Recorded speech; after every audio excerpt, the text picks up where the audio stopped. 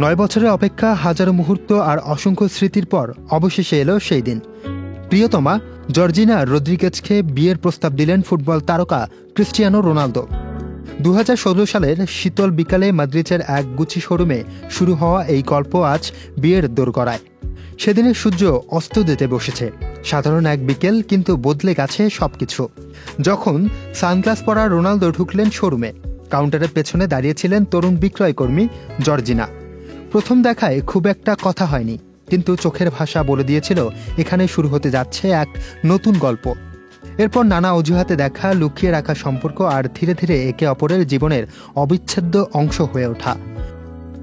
Bundle থাকলে প্রতি সেনমানিতে টাকা বাঁচবে। বিকাশ সেনমানি বান্ডেল কিনে জিতুন প্রতি লেনদেনে।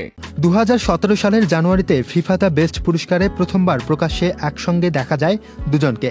একই বছরের নভেম্বরে জন্ম নেয় তাদের কন্যা সন্তান। পরের বছরগুলোতে রোনালদোর আগের সন্তানদেরও নিজের করে নিয়েছেন জর্জিনা। আবার 2022 সালে জন্ম নেয় আরেক কন্যা সন্তান। গোলের পর গোল আর সাফল্যের পর সাফল্য, মাঠে রোনালদোর পাশে যেমন থাকে তার দল, মাঠের বাহিরে তেমনই থেকেছেন জর্জিনা। সুখে দুঃখে, আনন্দ বেদনায় একে অপরের পাশে থাকা এই ভালোবাসা এবার আনুষ্ঠানিক রূপ পাচ্ছে।